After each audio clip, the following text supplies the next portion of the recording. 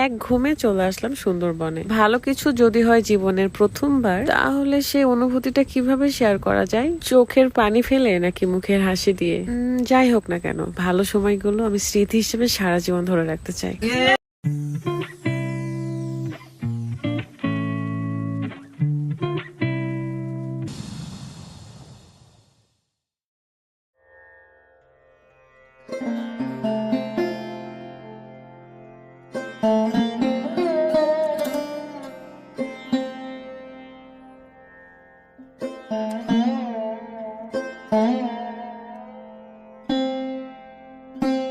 কেমন আছেন? দেখে মনে হচ্ছে না এটা দুবাইয়ের রাস্তা, না এটা বাংলাদেশেরই রাস্তা। খুবই সুন্দর, ঢাকা টু খুলনা। এন্ড আমরা একটা বড় হাইসে করে সবাই মিলে রওনা হয়েছি মংলার উদ্দেশ্যে। প্রথমবার আমি এই খুলনার মংলাতে আসলাম, এমনকি সুন্দরবনেও যাব। আমি ভীষণ এক্সাইটেড এবং আমরা এখানে বোটের জন্য ওয়েট করছিলাম। এদিকে বাপ বেটি তো অভিমান করা শুরু হয়ে গেছে, কারণ রাত একটা খেলনা নিয়েছিল যেটা রুকাইয়া নিয়ে নিয়েছে। এগুলো নিয়ে তাদের মধ্যে মান অভিমান চলছিল। যাই হোক, আমরা এখন বোটে করে চলে যাব সুন্দরবনে। আমরা রাজশাহী থেকে প্ল্যান করে এসেছিলাম যে ঢাকার কিছু কাজ শেষ করে, বিয়ের দাওয়াত শেষ করে আমরা এই সুন্দরবনে আসব। এই ছোট্ট সুন্দর বোটে আমরা উঠে যাই এবং এই বোটের যে ওনার, তার ওয়াইফও এসেছিল শুধুমাত্র আমাদের জন্য। থ্যাংক ইউ সো মাচ ভাবি, আপনি এসেছেন, আমি ভীষণ খুশি হয়েছি। বোটে দেখি সুন্দর সুন্দর ঘাস ফুল, আর এটা দেখে আমি ভীষণ খুশি হয়ে যাই। এদিকে এই দুই ভাই মিলে গল্প করছিল, এনজয় করতেছিল। তারপর রুকায়াকে বলি, দেখো মা, এখানে ঘাস ফুল, তুমি দেখো। সেও মাত্র ঘুম থেকে উঠছে, মানে আমরা গোটা গাড়িতে শুধু ঘুমাইছিলাম। ভীষণ টায়ার্ড ছিলাম, কারণ কারোরই রাত্রে ঘুম হয় নাই। এত সুন্দর ওয়েদার ছিল, না রোদ না বৃষ্টি, শুধু মেঘলা। এত ভালো লাগছে, হালকা হালকা বাতাস। মংলা থেকে সুন্দরবনে বোটে করে যেতে প্রায় 1.5 ঘন্টার মতো লাগে, আর এই 1.5 ঘন্টা আমরা এত এনজয় করেছি। আমার কয়েকটা বেস্ট ট্যুরের মধ্যে এটাও একটা। এই ব্লগের ইন্টারেস্টিং পার্ট দেখানোর আগে বলতে চাই, এইটা হলো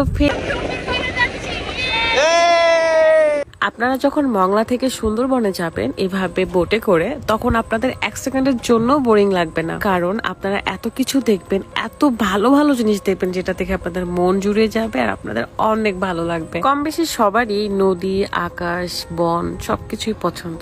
আমার তো সাগর অনেক পছন্দ, সাথে এই নদীর পানি। এটাই কিন্তু স্বাভাবিক, তাই না? যেটা আপনি বেশি পছন্দ করবেন, যাকে আপনি বেশি ভালোবাসবেন, সেই কিন্তু সবচেয়ে বেশি কষ্ট দিবে। আমরা পানি এত পছন্দ করি, বাট দেখেন যখন দুর্যোগ এসেছিল তখন কিন্তু পানি আমাদেরকে ভাসিয়ে নিয়ে গিয়েছিল। সো প্রকৃতিও বলে দিল যে যাকে আপনি সবচেয়ে বেশি ভালোবাসবেন সেই কিন্তু আপনাকে কষ্ট দিবে। ভালোবাসা মানেই কষ্ট, ব্যাপার না, এটাই জীবন। আর আমরা চলে এসেছি। এবার আমার কাছে এই ট্যুরটা বেস্ট ছিল, একদম ধারণার বাহিরে। যদিও আমার জার্নিটা আবার কম করতে হয়েছে, কারণ ডিরেক্টলি ঢাকা থেকে এসেছি।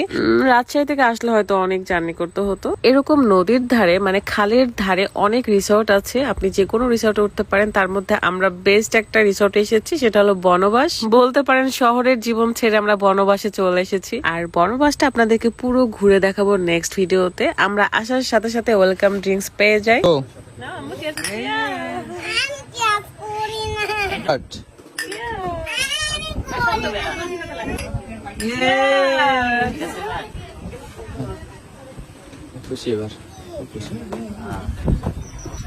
এখানে আসার পরপরই যখন এই ব্যানারে দেখি নদীতে কুমির আছে, সাবধান, এটা দেখে আমি অলরেডি ভয় পেয়ে শেষ। আমি তো গুটি গুটি পায়ে দেখছিলাম যে আমাদের রুম কোনটা। তারপরে দেখি এই আন্ধার মানিক হলো আমাদের রুম। এটা ডুপ্লেক্স একটা রুম ছিল। আমি নেক্সট ভিডিওতে পুরো রিসোর্টের ভিডিওটা শেয়ার করব।